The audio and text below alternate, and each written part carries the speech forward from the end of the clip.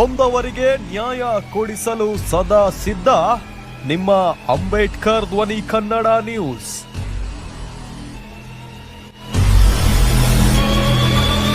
ಸರ್ಕಾರಿ ಕಚೇರಿಗಳಿಗೆ ಅಲೆದು ಬೇಸತ್ತಿದ್ದೀರಾ?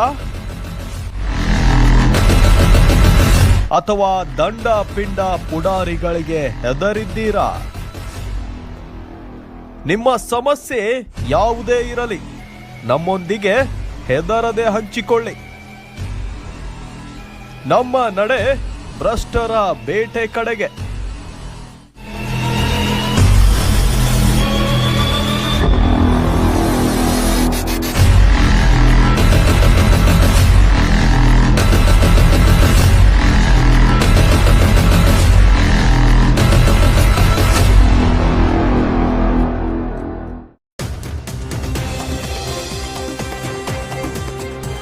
ಇದು ಅಂಬೇಡ್ಕರ್ ಧ್ವನಿ ಸುದ್ದಿ ವಾಹಿನಿಯ ಬಿಗ್ ಇಂಪ್ಯಾಕ್ಟ್.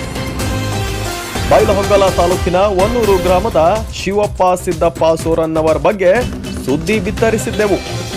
ನಮ್ಮ ವಾಹಿನಿಯಲ್ಲಿ ಸುದ್ದಿ ಪ್ರಸಾರವಾದ ಕೇವಲ 8 ಗಂಟೆ ಒಳಗೆ ನ್ಯಾಯ ಸಿಕ್ಕಿದೆ. 1 ವರ್ಷದಿಂದ ಅಲೆದಾಡಿ ಬೇಸತ್ತು ಹೋಗಿದ್ದ ಸೂರನ್ನವರ ಕುಟುಂಬಕ್ಕೆ ನ್ಯಾಯ ದೊರಕಿಸಿಕೊಟ್ಟ ಅಂಬೇಡ್ಕರ್ ಧ್ವನಿ ಕನ್ನಡ ಸುದ್ದಿವಾಹಿನಿ. ಅಂಬೇಡ್ಕರ್ ಧ್ವನಿ ಸುದ್ದಿವಾಹಿನಿಯ ಇದು ಬಿಗ್ ಇಂಪ್ಯಾಕ್ಟ್. ಬೈಲಹೊಂಗಲ ತಾಲೂಕಿನ ವನ್ನೂರು ಗ್ರಾಮದ ಶಿವಪ್ಪ ಸಿದ್ದಪ್ಪ ಸೂರನ್ನವರ್ ಇವರು ಬಹಿಷ್ಕಾರವಾದ ವಿಚಾರ ನಮ್ಮ ಅಂಬೇಡ್ಕರ್ ಧ್ವನಿ ಸುದ್ದಿವಾಹಿನಿಯಲ್ಲಿ ಪ್ರಸಾರವಾದ ಕೇವಲ 8 ಗಂಟೆ ಒಳಗೆ ನ್ಯಾಯ ಸಿಕ್ಕಿದೆ. 1 ವರ್ಷದಿಂದ ಅಲೆದಾಡಿ ಬೇಸತ್ತು ಹೋಗಿದ್ದ ಶಿವಪ್ಪ ಸಿದ್ದಪ್ಪ ಸೂರನ್ನವರ್ ಕುಟುಂಬಕ್ಕೆ ಕೊನೆಗೂ ನಮ್ಮ ಅಂಬೇಡ್ಕರ್ ಧ್ವನಿ ಸುದ್ದಿ ವಾಹಿನಿಯನ್ನ ಸಂಪರ್ಕಿಸಿದಾಗ ನಾವು ಭರವಸೆ ನೀಡಿದಂತೆ ನ್ಯಾಯ ದೊರಕಿಸಿಕೊಟ್ಟಿದ್ದೇವೆ. 8 ಗಂಟೆ ಒಳಗೆ ಗ್ರಾಮ ಸೇವಕರಾದ DB ಕೆರಕನ್ನವರ್, ಅಂಬೇಡ್ಕರ್ ಧ್ವನಿ ರಾಜ್ಯಾಧ್ಯಕ್ಷರು, ಅಂಬೇಡ್ಕರ್ ಧ್ವನಿ ಸುದ್ದಿ ವಾಹಿನಿಯ ಸಂಸ್ಥಾಪಕರಾದ ಸುರೇಶ್ ರಾಯಪ್ಪಗೌಡ್ರವರು ಕುರುಬ ಸಮಾಜದ ಮುಖಂಡರೊಂದಿಗೆ ಚರ್ಚಿಸಿ ಸಮಸ್ಯೆಯನ್ನ ಇತ್ಯರ್ಥ ಮಾಡಿದ್ದಾರೆ. ಗ್ರಾಮ ಸೇವಕರಾದ DB ಕೆರಕನ್ನವರ್ ನಮ್ಮ ಅಂಬೇಡ್ಕರ್ ಧ್ವನಿ ಸುದ್ದಿವಾಹಿನಿಗೆ ಸಮಸ್ಯೆ ಇತ್ಯರ್ಥವಾದ ಮಾಹಿತಿಯನ್ನ ಹಂಚಿಕೊಂಡಿದ್ದಾರೆ. ಇದು ನೊಂದವರ ಧ್ವನಿ. ನಿನ್ನೆಯ ದಿನ ನಾನು ಕಿಶನ್ ರಾಯಪ್ಪಳ್ ಅವರ ನೇತೃತ್ವದಲ್ಲಿ ಅಂಬೇಡ್ಕರ್ ಧ್ವನಿ ಅನ್ನುವಂಥ ಒಂದು ಯೂಟ್ಯೂಬ್ ಚಾನಲ್ನಲ್ಲಿ ವನ್ನೂರು ಗ್ರಾಮದಲ್ಲಿ ಇರುವಂತಹ ಶಿವಪ್ಪ ಸಿದ್ದಪ್ಪ ಸೂರನ್ನವರವ್ರ ಬಗ್ಗೆ ಒಂದು ವಿಡಿಯೋ ಬಂದಿತ್ತು. ಆ ವಿಡಿಯೋ ಏನಂತಂದ್ರೆ ವನ್ನೂರು ಗ್ರಾಮದಲ್ಲಿ ಅವರಿಗೆ ಭಂಡಾರ ಹಸ್ತೆ ಇರುವುದು ಅಥವಾ ಅವರ ನೈವೇದ್ಯವನ್ನು ದೇವಸ್ಥಾನದ ಒಳಗೆ ತಗೋಬಾರ್ದು ಅನ್ನುವಂಥದ್ದೊಂದು ಹೇಳಿಕೆ ಕೊಟ್ಟಿದ್ದರು ಅವರು. ಆ ಹೇಳಿಕೆ ಕುರಿತು ನಿನ್ನೆ ಅವ್ರ ಮನೆಗೆ ನಾನು ವಿಸಿಟ್ ಕೂಡ ಮಾಡಿದ್ದೆ. ಅದರೊಂದಿಗೆ ಇವತ್ತಿನ ದಿನ ನಮ್ಮ ಹಾಲು ಮತದ ಎಲ್ಲ ಮುಖಂಡರು, ವನ್ನೂರ ಮುಖಂಡರೊಂದಿಗೆ ಒಂದು ಸಭೆಯನ್ನು ಮಾಡಿದ್ದು.